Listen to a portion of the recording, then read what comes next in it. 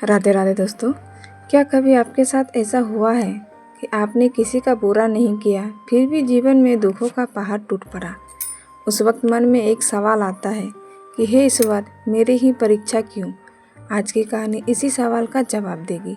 इसे सुनने के बाद आप मुस्कुराना सीख जाएंगे, इसलिए कहानी को पूरा ज़रूर सुनिएगा, क्योंकि आधी अधूरी कहानी संशय पैदा करती है। यह कहानी माधव नाम के गरीब ब्राह्मण की है। माधव बहुत बड़ा कृष्ण भक्त था।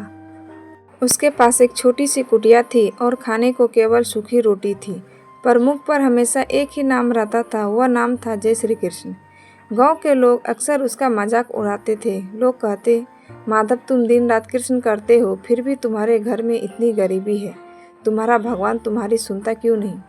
माधव हमेशा मुस्कुराकर कहता था, मेरे ठाकुर जी जो करते हैं अच्छे करते हैं, मुझे उन पर पूरा भरोसा है। पर माधव को क्या पता था कि उसके भरोसे की परीक्षा होने वाली थी। एक बार गांव में भयंकर बाढ़ आ गई। पूरा गांव धीरे धीरे पानी में डूबने लगा। लोग अपनी जान बचाकर भागने लगे। गांव वाले ने माधव से भी कहा, माधव सब छोड़ो और यहाँ से भागो, नहीं तो तुम पानी में डूब जाओगे।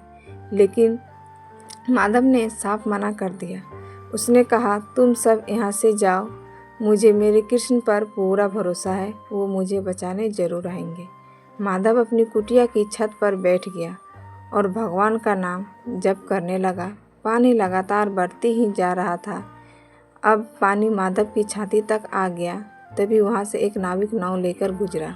उसने माधव को देखा और चिल्लाकर कहा, आ जाओ माधव, जल्दी नाव में बैठ जाओ, नहीं तो तुम डूबकर मर जाओगे।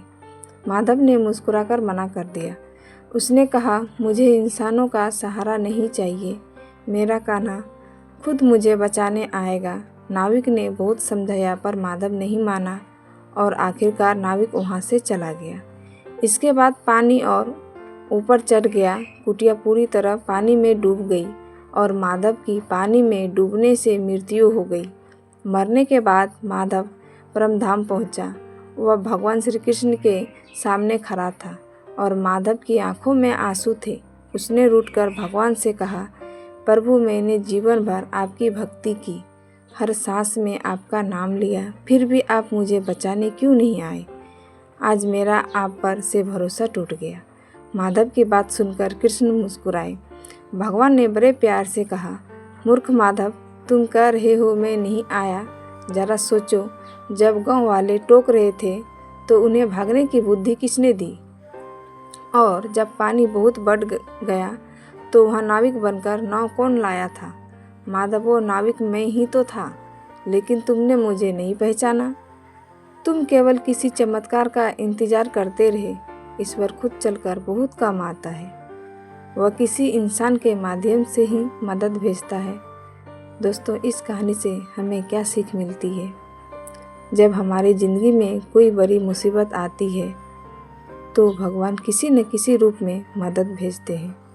वह मदद किसी दोस्त या अजनबी के रूप में हो सकती है, लेकिन हम चमत्कार के चक्कर में उसे ठुकरा देते हैं और फिर भगवान को दोष देते हैं। ईश्वर कभी आपका साथ नहीं छोड़ते। अगर आज आप किसी तकलीफ़ में हैं तो शांत मन से महसूस कीजिए, आसपास कोई न कोई जरिया ज़रूर होगा जिसे भगवान ने ही आपकी मदद के लिए भेजा है। अगर आपको यह कहानी अच्छी लगी हो और ईश्वर पर विश्वास मजबूत हुआ हो तो इस वीडियो को शेयर ज़रूर करें, वीडियो को लाइक और चैनल को सब्सक्राइब करें। कमेंट बॉक्स में जय श्री कृष्ण ज़रूर लिखें। मिलते हैं अगली सुंदर कहानी में। तब तक के लिए राधे राधे।